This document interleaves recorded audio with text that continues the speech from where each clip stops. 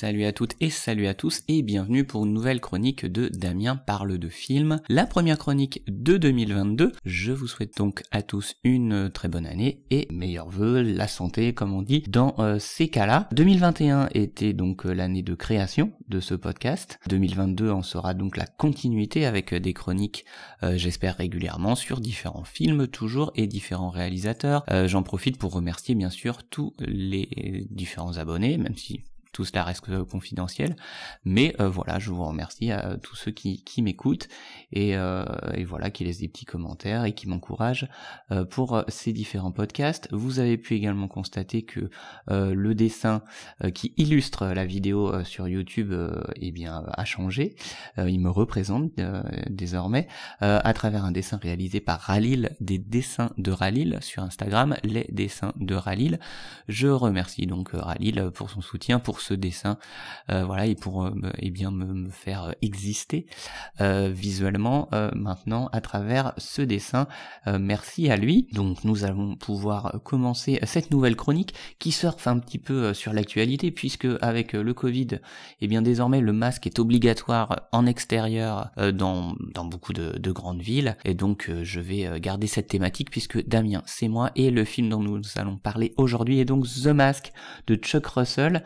également appelé Charles Russell pour The Mask, avec Jim Carrey et Cameron Diaz. The Mask qui raconte l'histoire de Stanley Ipkiss, petit banquier timide et introverti qui vit avec son chien Milo et qui par hasard va découvrir un masque qui va lui donner des capacités extraordinaires de devenir finalement l'homme qu'il aurait toujours voulu être, exubérant, drôle, cartoonesque, et devenir comme ça un héros qui va contrer la mafia locale de la ville d'Edge City. À travers cette chronique, on va donc voir la genèse du film The Mask et les influences qu'a pu connaître le film, notamment à travers la carrière de Tex Avery et des différents toons qui ont inspiré The Mask. Mais surtout, avant The Mask le film, il y a The Mask la bande dessinée. The Mask est d'abord un comics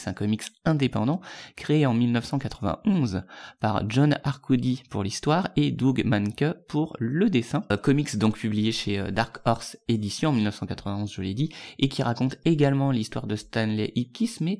l'histoire est quand même quelque peu différente puisque Stanley Ipkiss trouve ce masque lui parle déjà, insulte notamment les personnes qui osent déranger Stanley Ipkiss, et lorsque Stanley Ipkiss met ce masque sur son visage, il se transforme en tueur sanguinaire et va donc exécuter de manière extrêmement sanguinolente et gore toutes les personnes qui ont pu l'importuner. On est donc dans une série d'horreur, on garde le côté déjanté et comique du masque, mais avec beaucoup plus de sang. On est là sur plus une histoire de psychopathe, une histoire d'horreur. New Line Cinema, on en avait parlé puisque c'est la société de production qui avait notamment produit Destination Finale et qui a connu sa création surtout grâce au succès de Freddy Krueger, achète les droits en 1992 pour en développer un film, et ils espèrent une nouvelle franchise d'horreur en respectant finalement l'histoire du comics. Il propose ce scénario à un réalisateur maison qui est Chuck Russell, qui a déjà réalisé pour New Line Cinema Freddy 3, Les Griffes du Cauchemar en français, Dream Warrior en VO, et également le remake du Blob en 1988, qui est le remake d'un film avec Steve McQueen et qui raconte l'histoire d'un extraterrestre, une espèce de masse gélatineuse extraterrestre qui dévore ses victimes. Donc il est plutôt connu pour faire des films d'horreur, en tout cas pour New Line Cinema. Mais ce qui l'embête avec le scénario de The Mask, c'est qu'il trouve que les caractéristiques de personnalité du masque sont quand même assez similaires avec Freddy Krueger, pour lesquels il a justement créé le numéro 3, et pour lesquels il a justement donné ces caractéristiques d'humour, de cynisme, le fait que Freddy Krueger soit un personnage comme ça, assez déjanté aussi, qui balance des vannes avant d'exécuter ses victimes. Tout ça, c'est depuis Freddy 3, puisqu'avant Freddy 3, Freddy Krueger est un psychopathe plutôt silencieux, comme ses comparses Jason Voorhees et Mike Myers d'Halloween et Vendredi 13. Ce sont tous les trois des boogeyman extrêmement silencieux, simplement effrayants de par leur apparence. Et justement, pour différencier Freddy Krueger des autres, à partir du 3, ils vont lui donner ce caractère un peu sarcastique et humoristique. Donc Chuck Russell, tout simplement, il n'a pas envie de se répéter et de refaire une nouvelle franchise d'horreur beaucoup trop semblable à Freddy Krueger, d'autant qu'en 1993, donc la même année de préparation préparation du film The Mask, est sorti Freddy numéro 7, donc le dernier opus avec Robert Englund, Freddy sort de la nuit, réalisé par Wes Craven, mais ça ferait un peu répétitif pour Chuck Russell, voilà, de ressusciter un personnage beaucoup trop semblable. Il tourne le dos au scénario, et lui, il a bien une idée pour The Mask, mais pour l'instant, eh bien, il en parle pas à New Line, il attend que New Line revienne vers lui. New Line revient vers lui quelques mois plus tard, et donc, voilà, lui disent qu'ils ont pas réussi, effectivement, à trouver l'histoire assez intéressante, avec ce The Mask psychopathe, et demande à Chuck Russell, bon alors c'est quoi ton idée? Et l'idée de Chuck Russell, c'est d'utiliser ce jeune humoriste qu'il a vu sur scène, qui s'appelle Jim Carrey, qui a fait quelques films, mais qui n'est pas encore très très connu. Jim Carrey, il fait surtout de la scène, donc des imitations où on voit justement les performances comiques qu'il a, notamment à travers son visage assez élastique. C'est surtout donc un imitateur. Il a fait aussi un peu de télé à travers l'émission de télé In Living Colors des frères Wayans. On lui attribue souvent le Saturday Night Live à Jim Carrey, mais pas du tout. Lui, il a fait l'émission de télé In Living Colors, et il a fait quelques apparitions au cinéma, notamment dans Peggy Sue s'est mariée en 1996 de Francis Ford Coppola, et on l'a vu 2 fois chez Clint Eastwood dans La Dernière Cible, qui est un inspecteur Harry en 1989, et pour Pink Cadillac en 1991. Mais il n'a pas encore réussi à trouver un rôle à sa mesure, c'est-à-dire à sa mesure comique, à ses capacités physiques comiques. Et Chuck Russell a envie de les exploiter, ces performances comiques dont est capable Jim Carrey, et il se dit que, ben voilà, si The Mask devient un personnage de cartoon, Jim Carrey serait tout à fait capable, bien voilà, sans avoir besoin de gros effets spéciaux, d'incarner ce personnage, et donc il a envie de tourner ce comics d'horreur en film comique, en hommage à Tex Avery. New Line trouve que finalement c'est pas une si mauvaise idée, et donc donne le feu vert à Chuck Russell pour embaucher Jim Carrey pour The Mask. Et donc en 1994, année sortie du film, ce sera l'année de la consécration pour Jim Carrey, puisque la même année que The Mask, il sortira également Dumb and Dumber des frères Farrelly et S. Ventura de Steve Odenkirk, qui participera à créer. The Mask, je l'ai dit, rend hommage donc à Tex Avery. Tex Avery, pour ceux qui l'ignorent, est donc un célèbre cartooniste, créateur de cartoons, donc qui a sévi des années 30 aux années 50. Pour revenir sur le principe du cartoon. Le cartoon, c'est un court-métrage d'animation qui était projeté dans les cinémas dans les années 30, c'est-à-dire qu'il y avait, quand on allait au cinéma à l'époque, les actualités, un petit dessin animé cartoon, et puis le film d'une heure et demie ou 2 heures projeté au cinéma. Ces cartoons donc créés par Tex Avery. Tex Avery commence sa carrière d'abord chez la Warner, et c'est lui qui participe à créer les célèbres Looney Tunes, et c'est lui qui crée notamment Bugs Bunny, et qui trouve cette fameuse réplique Quoi de neuf docteur que dit souvent Bugs Bunny. Il crée également Daffy Duck, Elmer le chasseur, et donc la création de ces Looney Tunes, elles sont faites pour être des anti-Disney entre guillemets, c'est-à-dire que Disney crée également des courts-métrages d'animation dans les années 20 qui sont souvent des adaptations de contes de fées, comme Hansel et Gretel, Le Lièvre et la Tortue, Les Trois Petits Cochons, donc ils sont vraiment très enfantins, avec des chansons, voilà, traitées au premier degré, avec des bonnes valeurs, et donc Tex Avery va en gros, avec ses Looney Tunes, donner un coup de pied dans la fourmilière, puisque le but, eh bien, c'est de créer justement, eh bien, des satires sociales, de se moquer du principe même du dessin animé, c'est-à-dire que les cartoons, les Looney Tunes, ils ont complètement conscience d'être des personnages de dessin animé, ils brisent régulièrement le 4e mur en s'adressant directement aux téléspectateurs. Si un toon tombe, par exemple, il ne se fait jamais mal, ils sont assez invincibles. Il n'y a plus trop de règles de réalisme chez les toons en termes d'espace et en termes de temps. Ils peuvent dérouler le sol, ils peuvent faire un petit peu ce qu'ils veulent, et c'est Tex Avery qui va amener ça. Il va quitter la Warner et ses Looney Tunes au milieu des années 30, à la fin des années 30, pour rejoindre la MGM et créer les personnages qu'on retrouve dans The Mask, à savoir le loup et la célèbre Red, qui est Red Riding Hood, c'est-à-dire le petit chaperon rouge, qui est en fait une pin-up rousse extrêmement sexy, que le loup cherche à séduire régulièrement régulièrement, et créé un petit peu plus tard également le personnage de Droopy, qui est un petit peu l'antithèse du loup, qui est calme, voire un peu endormi, mais qui en fait, tout ça est une apparence, et derrière se cache en fait un personnage tout à fait dynamique, tout à fait héroïque, qui se cache derrière cette apparence voilà de chien débonnaire, et qui souvent est là bien pour contrer les plans du loup. C'est facile de trouver dans The Mask les caractères du loup, puisqu'il y a une scène littéralement qui reprend ces caractéristiques du loup, où le loup siffle comme ça le personnage de Cameron Diaz,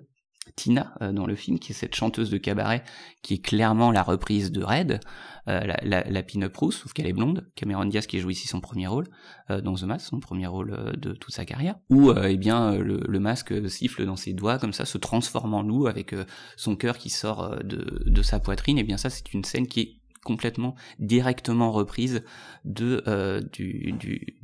cartoon de Tex Avery, où il s'assomme ensuite avec le marteau pour montrer à quel point il est éberlué par le physique sexy de Tina. Mais on peut aussi trouver en Stanley Ipkiss les caractéristiques de Droopy, puisque Stanley Ipkiss déteste le masque. Il regrette à chaque fois toutes les actions que le masque fait, notamment le fait de cambrioler la banque, d'être tout de même assez malotru, il est parfois assez vulgaire, et Stanley Ipkiss, lui, est plutôt timide, romantique. On peut donc trouver, si on reprend complètement toutes les caractéristiques de l'univers de Tex Avery, que Stanley Ipkiss c'est Droopy, et que lorsqu'il revêt le masque, il devient alors le loup. Et puis à la fin du film, c'est comme à la fin du cartoon, généralement c'est Droopy qui repart avec Red. Et bien là c'est pareil, c'est Stanley Ipkiss sans le masque. Tina choisit de repartir avec ce banquier timide plutôt que ce masque, bien que drôle, héroïque, mais malgré tout un peu vulgaire. Et puis surtout Stanley Ipkiss, c'est sa vraie personnalité. Ça montre qu'on n'a pas besoin d'avoir un masque pour montrer sa vraie personnalité. À travers le film et l'hommage à Tex Avery, il y avait originellement malgré tout un hommage aux comics, puisqu'il y a une scène qui n'a pas été conservée dans le film, qui est ce qui arrive à la journaliste. Il y a une journaliste dans le film qui séduit d'ailleurs Stanley Ipkiss, et en fait elle le séduit pour pouvoir le balancer plus facilement à la mafia, et ainsi pouvoir faire la une des journaux et devenir célèbre. Et bien lorsqu'elle trahit Stanley Ipkiss et qu'elle le donne à la mafia, elle disparaît. Normalement dans le film, elle devait être tuée par le méchant qui avait revêti le masque. Il devait la jeter dans la rotative des journaux en disant tu voulais faire la une, et on gardait finalement c'était le seul point gore en rapport avec la bande dessinée. Cette scène a été coupée au montage puisque Chuck Russell voulait garder ce côté comédie familiale, donc il a coupé cette scène. Voilà, ça c'était pour la passerelle qui restait entre le comics et le film. Le film a des influences complètement cartoon, hein. On peut aussi se dire que si le film fait référence uniquement à Tex Avery sur la période MGM avec le loup et Red, et pas aux Looney Tunes plus que ça, même si les Looney Tunes on les entrevoit très rapidement lorsque Stanley Ipkiss ouvre le tiroir de son bureau, et on y trouve un album des Looney Tunes, il y a un gros plan dessus, mais il peut pas exploiter les personnages de Bugs Bunny, Daffy Duck dans le film, puisque ils appartiennent à la Warner, donc ils ont exploité simplement les personnages où ils ont pu avoir les droits, à savoir le loup et Red. Très bel hommage au cartoon à travers The Mask, mais ça n'est pas le premier film qui rend hommage au cartoon, hein. D'abord parce que il y a déjà eu un mélange entre guillemets d'animation et de prise de vue réelle. Alors ce qui est plutôt bien avec The Mask, c'est que entre guillemets, à part les effets spéciaux, mais il n'y a pas vraiment de personnages animés à proprement parler. Mais les hommages au cartoon au cinéma, on les a déjà vus. Donc Gene Kelly avait également dansé avec Tom et Jerry en 1945 dans Escale à Hollywood. Et puis bien sûr en 1989 on avait eu le fameux Qui veut la peau de Roger Rabbit de Robert Zemeckis, qui racontait donc l'histoire de Roger Rabbit et d'un détective privé dans la ville de Toonville,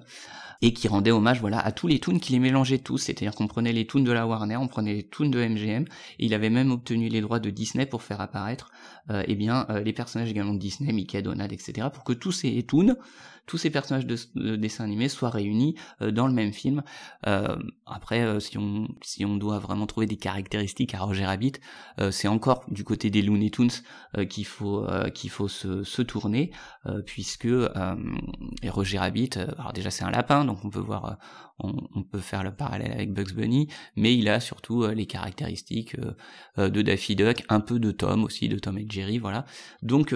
on retrouve un petit peu de Tex Avery également dans Qui veut la peau de Roger Rabbit. Donc ces deux films, Qui veut la peau de Roger Rabbit et The Mask, c'est vraiment les deux grands hommages à l'univers cartoon, que ce soit les Looney Tunes comme la période MGM de Tex Avery. Cela dit, on peut aussi revenir encore en arrière en 1985, avec un film un peu plus méconnu, mais le réalisateur n'est pas méconnu, lui, puisque ce film c'est Mort sur le grill de Sam Raimi. Sam Raimi, connu pour la trilogie Spider-Man et également pour la trilogie Evil Dead, en 1985, il réalise son premier film studio, film écrit par les frères Cohen, donc les frères Cohen, réalisateurs de The Big Lebowski notamment, ils écrivent ici leur premier scénario avec Sam Raimi. Mort sur le grill, ça raconte l'histoire de deux dératiseurs très exubérants qui kidnappent et tuent des gens dans une ville, et ces crimes sont attribués à un gentil informaticien qui va devoir prouver son innocence. Et toute cette histoire-là, tous ces personnages sont décrits un petit peu comme des toons. Alors c'est en prise de vue réelle, mais au niveau du son, au niveau de la musique, au niveau des attitudes, notamment le fait de briser le quatrième mur, de s'adresser aux spectateurs, eh bien on est complètement dans un cartoon. C'est un total hommage au cartoon. En plus on est ambiance années 50, donc on retrouve complètement cet esprit des années cartoon, puisque les cartoons c'est des années 30, années 50. Dans The Mask on a cette impression aussi, je me suis toujours demandé dans The Mask à quelle période est-ce qu'on était. Il semblerait en regardant la marque des voitures qu'on est période contemporaine, donc années 90, mais au niveau de la musique qui est jazz, l'apparence de The Mask aussi, on est clairement dans un hommage aux années 50 pour garder cet esprit cartoon, c'est-à-dire rester l'ancré dans les années 50. Et donc le film de Sam Raimi, Mort sur le grill, conserve également ces mêmes références. Et lorsqu'on enlève l'image, qu'on écoute que le son de Mort sur le grill, eh bien on retrouve la même musique, les mêmes bruitages de chutes notamment, ou de coups qu'on peut avoir dans un cartoon. Le film ne rencontrera pas le succès lorsque Sam Raimi fera un peu plus de succès derrière. Il ressortira en vidéo et il sera un petit peu mieux distribué, on va dire, mais avant ça, les gens se déplacent pas en masse pour voir le film. Cela dit, Sam Raimi va quand même conserver ce côté cartoon, puisque lorsqu'il va réaliser son reboot d'Evil Dead 2, donc en 1987, 2 ans plus tard, eh bien, il va donner une teneur comique que n'avait pas le premier Evil Dead, qui est à voir complètement dans le côté du cinéma plastique, c'est-à-dire le cinéma muet,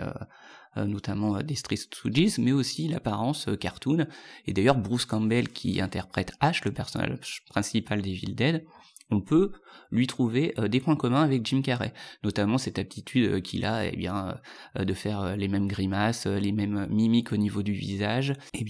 notamment la scène de la possession de sa main. C'est très très visible de faire cette passerelle entre le jeu de Bruce Campbell et le jeu de Jim Carrey. C'est d'autant plus visible dans Evil Dead 3, l'Armée des Ténèbres en 1990, où il y a plusieurs scènes complètement cartoonesques, où là on peut voir les parallèles avec Bruce Campbell et Jim Carrey. Simplement Evil Dead, ça s'adressait plus à un public de grands adolescents à partir de 16 ans, puisqu'on était dans un film d'horreur. Ça explique qu'effectivement ça a été moins populaire, mais il y a clairement des passerelles entre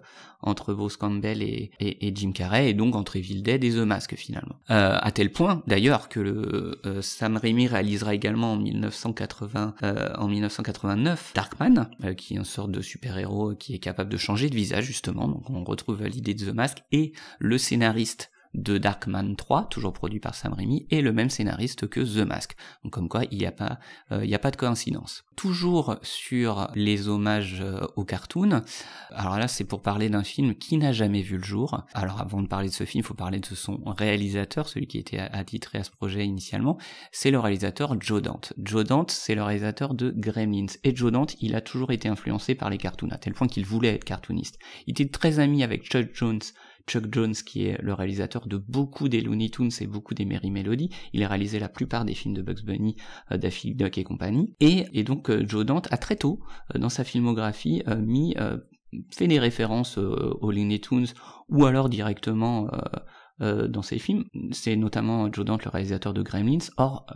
le Gremlins est initialement un personnage de cartoon qu'on retrouve dans le dessin animé réalisé en 1943, Lutin et Lapin, qui raconte donc Bugs Bunny qui rencontre un extraterrestre qui mange des pièces d'avion. Et cet extraterrestre, c'est un lutin en français, mais en VO, c'est un Gremlins. Donc le titre Gremlins fait référence directement à un personnage de cartoon, dont Joe Dante donc est le réalisateur de Gremlins. Il mettra directement même les Looney Tunes dans Gremlins 2, avec l'apparition de je sais plus, de Bugs Bunny ou de Daffy, mais en tout cas directement les Looney Tunes sont dans Gremlins 2, et puis Gremlins 2 est tellement déjanté, et tellement une mise en abîme que c'est un cartoon géant. Il y a plein de références au cartoon dans Gremlins 2. On peut trouver des références au cartoon également dans The Burbs, dans la scène où Joe Dante fait le cauchemar d'être dévoré par des cannibales. Tout ça est très cartoonesque également.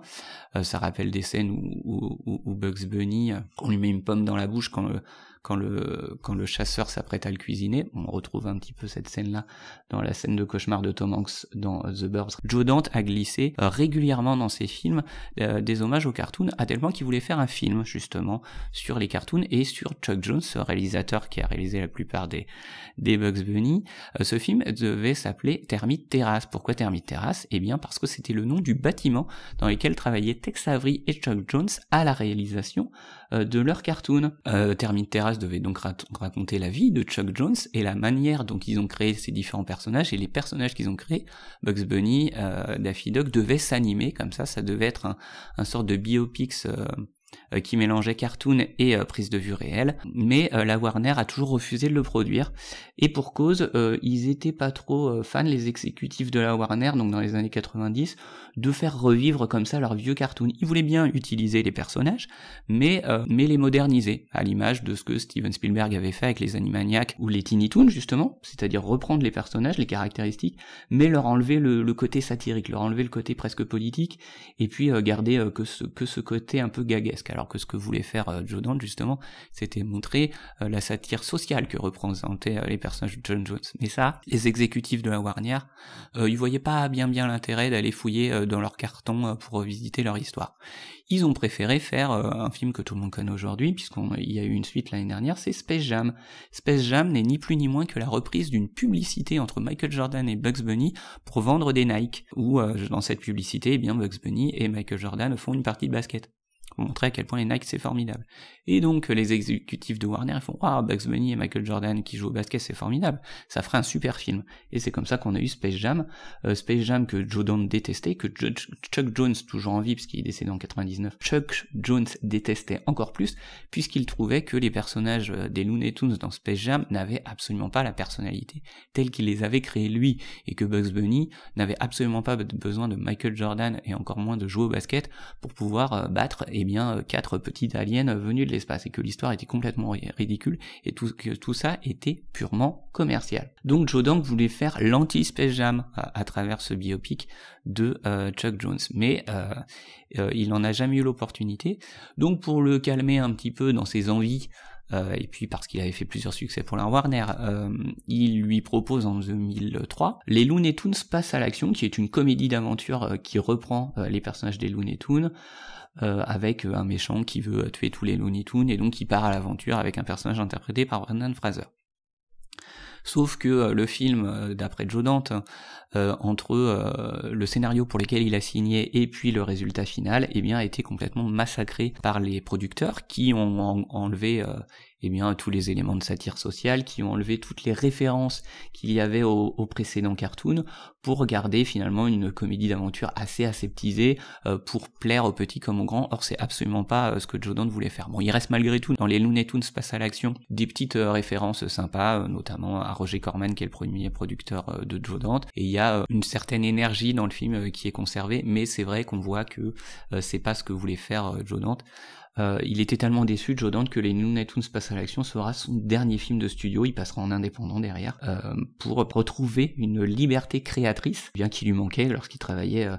pour les studios, et ce déjà depuis Gremlins. Donc voilà, on a fait le tour de tous les films qui rendaient hommage comme ça au cartoon. Concernant la suite de The Mask, dans les commentaires audio du DVD, Chuck Russell parle beaucoup de la suite de The Mask. Il fait beaucoup référence, tel personnage pourrait être réutilisé pour la suite, puisque suite au succès de The Mask, la suite elle a été très très avancée dans sa post-production à tel point que un magazine de jeux vidéo américain avait proposé un concours pour pouvoir gagner sa place dans la figuration du film The Mask 2, et juste au moment du tournage, Jim Carrey a toujours refusé de le faire parce que il trouvait que l'histoire ne correspondait pas, n'était pas assez ambitieuse par rapport à ce qu'il voulait donner à The Mask, et puis il était dans une période où il voulait un petit peu changer ses projets, c'est pour ça qu'il a fait The Truman Show notamment, et donc il avait décidé de pas se répéter et de pas refaire l'erreur qu'il avait faite, à savoir de faire une suite à Ace Ventura, et de pas refaire de suite. Il a un petit peu changé d'avis dernièrement, notamment parce qu'il a refait la suite de Dumb and Dumber en 2014, que sa carrière s'est un petit peu cassé la tronche un petit peu avant 2010, et que donc, du coup s'il voulait un petit peu refaire des succès, fallait malheureusement qu'il revienne sur ses premiers succès, et il a donc déclaré en 2020, juste avant le Covid, que s'il trouvait un bon réalisateur, c'est-à-dire capable d'avoir un univers visuel qui corresponde à l'esprit de The Mask, il accepterait de faire une suite, et là apparemment il y aurait 2 suites en préparation pour que le 2 et le 3, par rapport au 1, constituent donc une trilogie cohérente. Puisqu'une suite à The Mask, il y a eu une série animée également de The Mask l'année suivante, mais il y a eu une suite en 2003, donc près de 10 ans plus tard, qui s'appelle Le Fils du Masque, et qui est très très en dessous, puisque finalement elle n'a conservé du film que le côté gag, que le côté cartoon apparent, c'est-à-dire les chutes, en y rajoutant des blagues de prout et des blagues de pipi, parce qu'il y a un bébé. Voilà, ce qui rend le tout extrêmement indigeste. Le film donne littéralement envie de vomir, parce qu'en fait ça va trop vite. C'est une caricature de cartoon, ça, on enlève complètement la mesure, la couche humaine et touchante qu'il pouvait y avoir dans le premier The Mask. Là c'est une espèce de suite de chutes, de gags sans queue ni tête, et c'est assez insupportable. Alors l'acteur Jamie Kennedy, qui interprète donc le masque dans Le Fils du Masque, il tient un podcast désormais sur internet, puisque Le Fils du Masque s'est tellement planté, a tellement eu de prix comme le pire film de tous les temps, que ça a mis fin à sa carrière cinématographique, qui avait pourtant bien commencé, et donc il a fait un podcast en racontant un petit peu comment le film s'était fait, et il raconte que le film devait faire 40 minutes de plus, et que tout l'aspect justement un peu humain, un peu plus sombre que devait contenir le film a été complètement coupé par New Line Cinema, par Robert Shaye d'après lui. Il raconte ça 15 ans plus tard, donc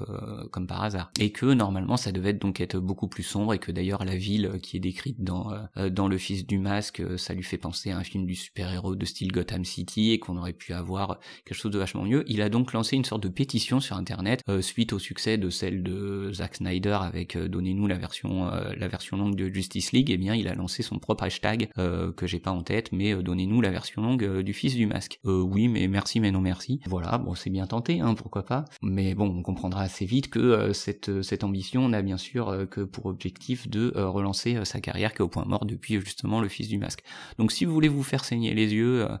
et voir une succession de gags cartoon pas drôles à base de pipi, Le Fils du Masque est fait pour vous. Sinon si vous aimez Le Masque avec Jim Carrey, il faut bien sûr oublier cette version. C'était un panorama des films qui rendaient hommage au cartoon, à Tex Avery et à Chuck Jones. Donc aujourd'hui le film surtout en haut de la pile qui rend hommage au grand travail de Tex Avery, c'est bien sûr The Mask, et qui veut la peau de Roger Rabbit également quelques années plus tôt. Je vous remercie de m'avoir écouté, c'était la première chronique de 2022, et on se dit donc à très bientôt pour un nouvel épisode de Damien parle de film.